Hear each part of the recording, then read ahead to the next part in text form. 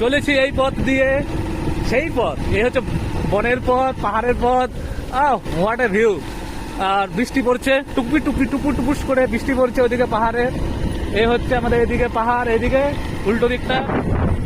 তো ভালো লাগছে। আজ আমার ভাস্কর ভাই মানে বন্ধু আমাদের এই এত সুন্দর জায়গা নিয়েছে বান্ধবানের, যে কি বলবো। আর এদিকে উল্টো দিকে শালবনে ভরা, পুরো পুরো শালবন। আর এই পথ দিয়ে চলছি, যদিও এটা মেঠো পথ নয়, এটা পাহাড়। এখন এখানে উন্নয়নটা মোটামুটি এসেছে।